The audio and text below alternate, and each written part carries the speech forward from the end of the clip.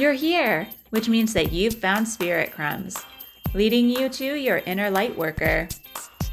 I will be sharing how these tiny little hints from the universe have led me to where I am today. I hope that by hearing my story and the stories of others, you'll pick up your own spirit crumbs along the way that will lead you to somewhere magical. Thanks for coming along for the journey. Let's see where it takes us. Hello, and welcome to another episode of Spirit Crumbs.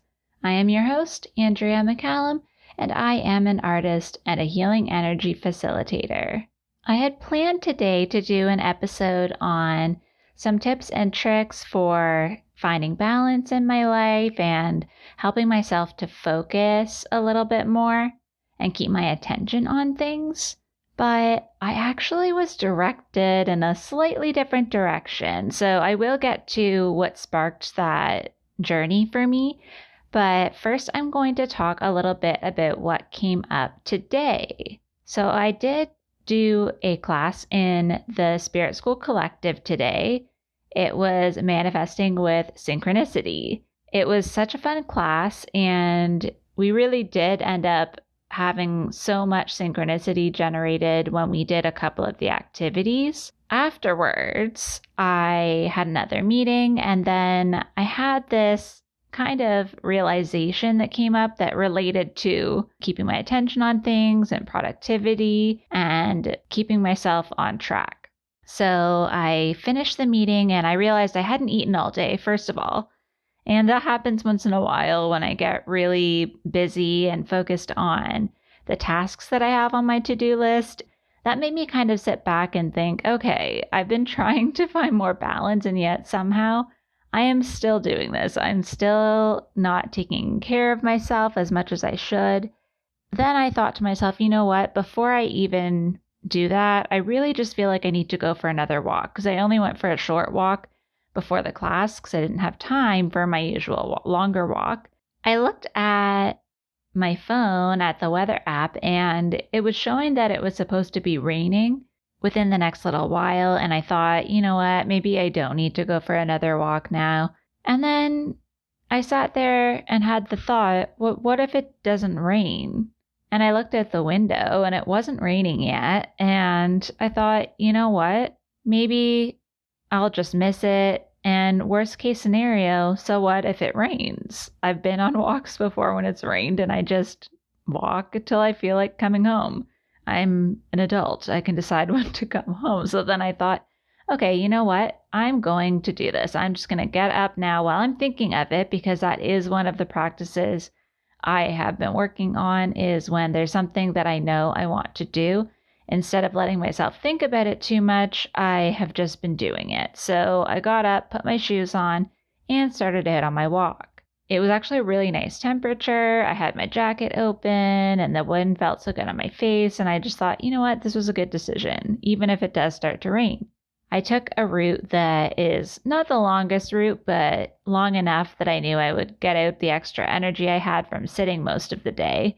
And then I got about halfway through the walk, and I had been listening to instrumental music and was just enjoying hearing the birds as well.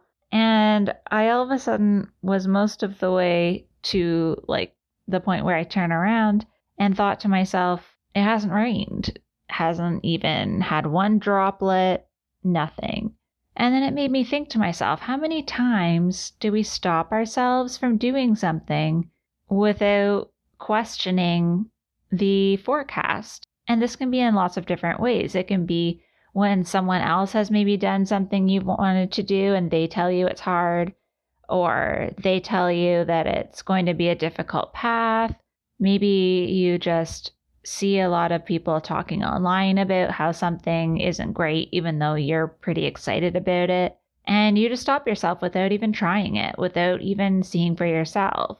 And what was interesting was, as much as the forecast was for my city and it was for today, it was for those few hours, but my reality was it was not raining out my window. When I experienced the weather for myself, it was actually pretty nice. And I was thinking about how many times I have listened, or even sometimes I think we do it to ourselves and we think that it's someone else. Like maybe the person didn't actually tell you that it wasn't a good idea, but we read into their body language or the words they use or their energy, especially if we're sensitive people. It can be easy for us to read into people's energy. And, 𝗕cie𝗱𝗆𝗆, she was talking in the collective about expectations, and that kind of got me thinking, because that was the line of questioning I had for myself, was how often do I do things with the assumption that someone thinks that of me or thinks that I shouldn't do something, when really maybe the body language I saw was them interpreting something in their heads. Maybe they're thinking they should have done something that they wanted to do. Maybe they're thinking about what they want for dinner that night. You never really know unless you, how often do we have actually asked the person? And this message just seemed really potent when I was walking. And what was interesting was I had thought to myself before I left on the walk that I would kind of get my thoughts together for specifically this podcast episode about the focus and attention and getting in the flow state and the clarity, all of that stuff. But this just kind of pushed to the front of my head, which happens sometimes when I even will change meetings or delay talking to someone because it just feels like there's something that's yet to come, which makes me hopeful that maybe I'm going to find something even more incredible about the practices I've been trying for my productivity and attention and all of that. There could be a breakthrough as well. So I do try to trust timing. Today I was talking about synchronicity and spirit crumbs in the collective, and one of the things that I talked about was the fact that I will often know when something is meant for me or not, and that's kind of how I do this podcast. I am pretty good at keeping myself on track for doing an episode a week and sticking to my plans, but some weeks it just doesn't work out. There was a week when I just didn't do one, I think last month, and I'm starting to trust myself more that it feels better, and I think hopefully you find it more impactful when I go with what is inspiring me the most in the moment. And something I did want to share that is kind of the, precursor to next week's episode when I'll go over all of the practices I've been trying. But what started it was that I have had, for the last couple of years, which I've talked about, a lot of anxiety.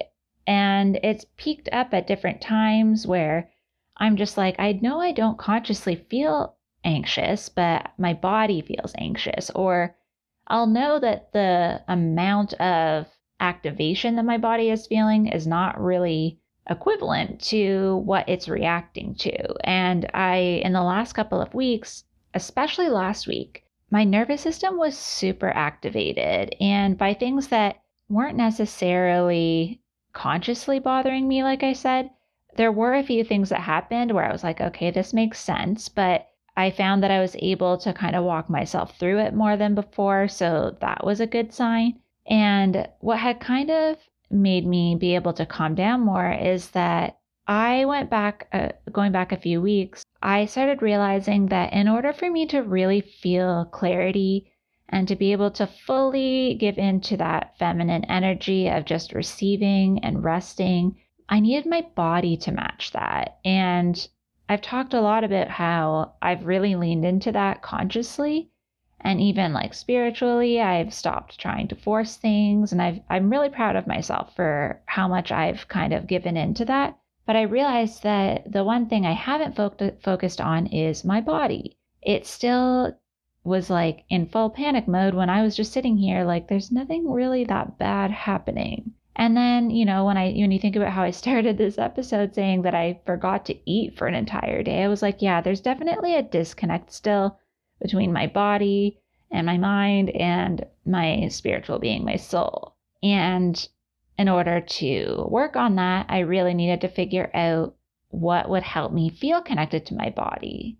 And when I started thinking about the anxiety, I was you know what? Even though I consciously know that I'm doing a lot better with balance and whatnot, there's still this feeling of overwhelming anxiety that comes up. And I was like, you know what? This is in my body. This is not a mental thing anymore. I've cleared out a lot of the mental clutter.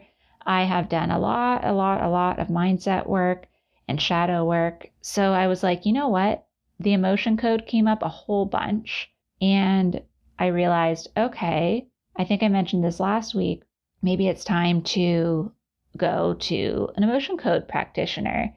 And I did. And I think I also mentioned that overwhelm was one of the only emotions that came up to the surface. I counted it up, and out of 23 things, 23 trapped emotions that I had released through these sessions, 16 of them were overwhelm. And I'm pretty sure only one of them was mine. And so you can see how this makes sense, that even though consciously I was like, I've done a lot of work and I know that I'm not actually feeling this, it's because it wasn't mine. It was just trapped in my body. My mind and my spirit and my general energy knew that it wasn't mine and that I wasn't overwhelmed. I wasn't really anxious, but my body did not get the memo. My body was like, no, I'm 1000% sure that there is some overwhelm here. And then I realized when I was talking to the practitioner, she's very intuitive as well, I said to her, you know what? I think like my goal is to be feeling more clarity so that I can relax and I can actually sit still without feeling like I have to physically be doing something. And I can't do that as long as I have this overwhelm. So I'm so grateful for these sessions because already I realized they helped me walk through the steps of like telling my body that it was okay and not going with the emotion, not going with the feeling. So it's already making a difference, but it just, made me realize that I still have to do some work with the body. Now, if you're not sure what the emotion code is, I guess I should have led with that. It is a system that was created by Dr. Bradley Nelson. And what he talks about is how our bodies store trapped emotions. And this can be from our own lives. It can be absorbed from other people. It can be inherited from our parents. It can be from generations back. And, I think that we kind of we think of past lives and we think of generational trauma, but there's also these just emotions that are attached to that are not even ours.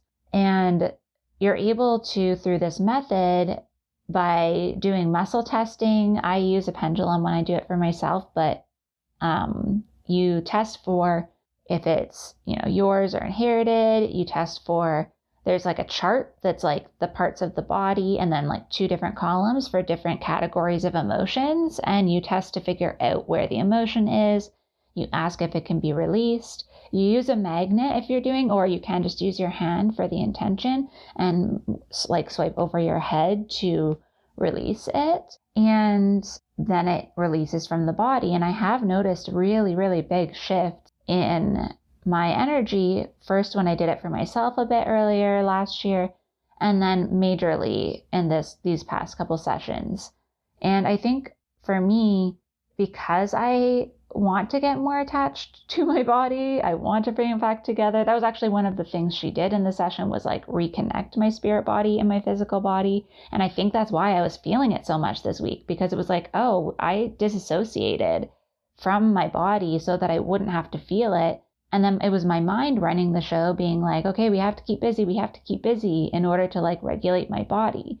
I'm not a doctor, but this is just like intuitively what I've been piecing together in the last couple of weeks. And so it makes sense that now I'm feeling it, but I'm now feeling it so that it can come to the surface and I can start to train my body to know that it is safe, that it's okay, that we are not really in danger.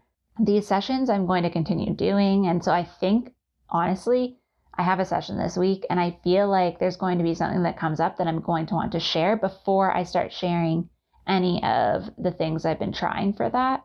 In the past, I let myself get to burnout, which I think is like, I think my own emotions are going to be coming up, because most of those 16 overwhelm emotions that I released were not even mine. So it makes sense that some of them would be mine. And I'm sure we'll get there once I've released all the stuff that's not mine, and I'll be left with just my own.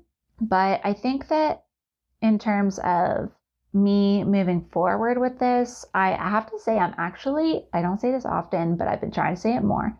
I'm actually really proud of myself for taking action and doing something that's self-care, that's, investing in a service and in a practice that is actually helping me to move forward for my body. Because, spiritual development, personal development, like I said, I've been very diligent at that work, but being in my own physical body has not been an easy transition, an easy practice for me. I talked before about how dance came to mind and how that was a really emotional realization, that I loved dance when I was younger. And I think it was kind of like those emotions in my body being like, remember me, I'm here. And I was ignoring it for, a long time. And so I'm really looking forward to see what happens when, all of this overwhelm is out of my body and I'm able to actually feel genuine emotions. I should actually mention too that in the session, what we're working on is not even just like the regular emotions. It's called a heart wall, when you just can't feel, the joy and the positive emotions because there's so much built up. And so we're not even at just the regular emotions. We're like 2 sessions in and we're still just at the heart wall.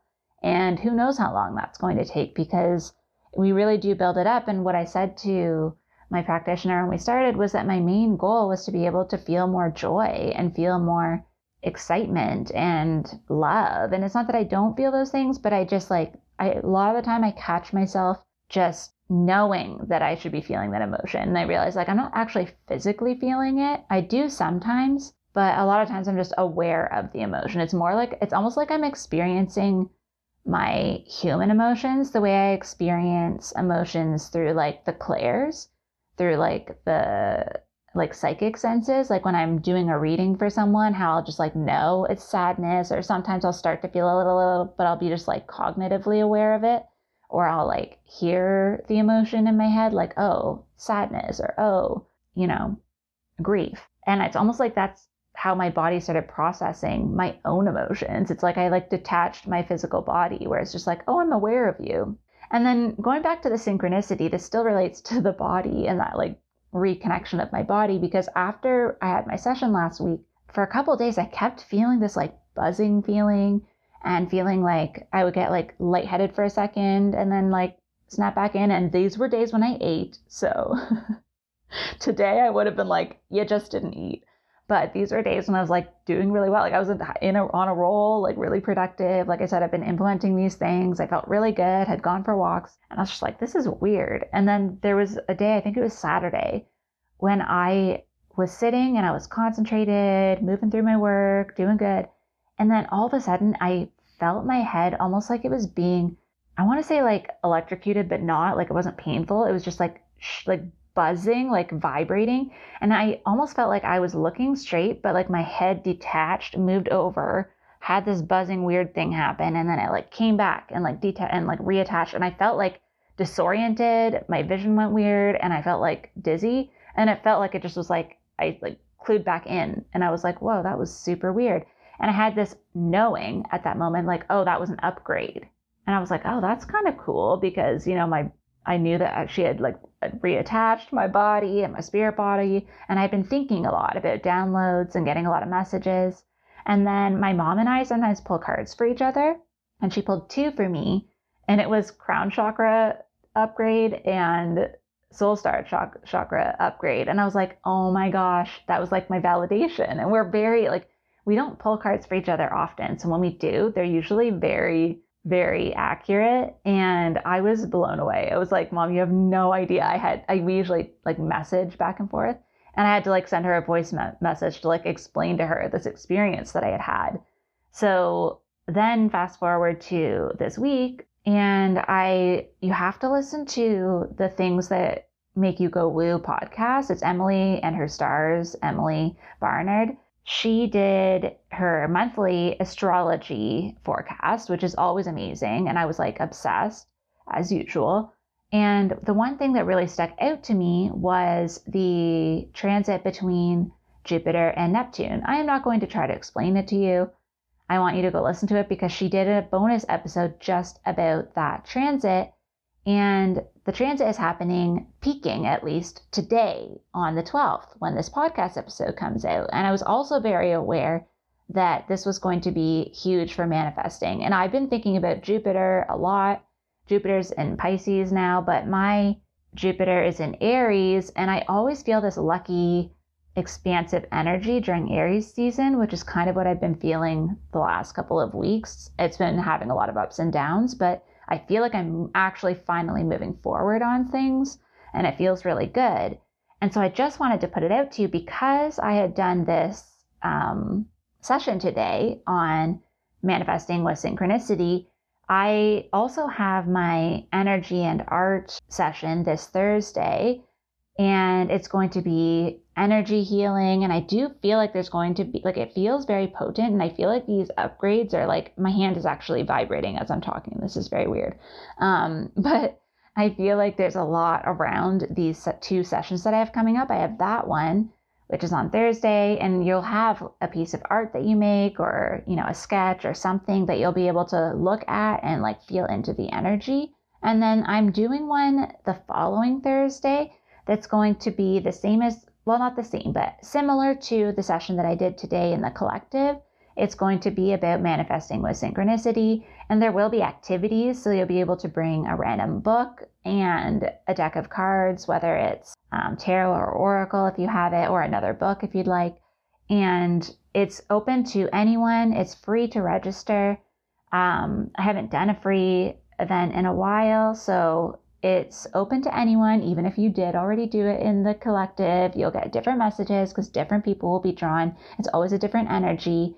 And what I can tell you is the group today, everyone's messages were very similar. And it was super interesting because I was trying to keep it super light and, very fun. And we still got some pretty healing messages come through. So it all depends on the energy of who's there. I'm really looking forward to both sessions, and I just feel like this manifesting energy is really potent. So I would say to you today, and there's a full moon on Saturday, that this week really, really get clear as much as possible, which is why, like I said, I think this clarity has been so important in my head for the last few weeks, getting rid of all the clutter, getting rid of this overwhelm. My crown is tingling as I'm talking about it. And being able to get very clear on what my next steps are going to be and what's important to me. So I would invite you to do the same. Just really think about what lights you up, what makes you feel really excited, and maybe what habits are the ones that are really making it difficult for you to make those moves forward. Whether that's being stuck on your phone all the time, whether it's being distracted and choosing to do anything but what you're supposed to be doing.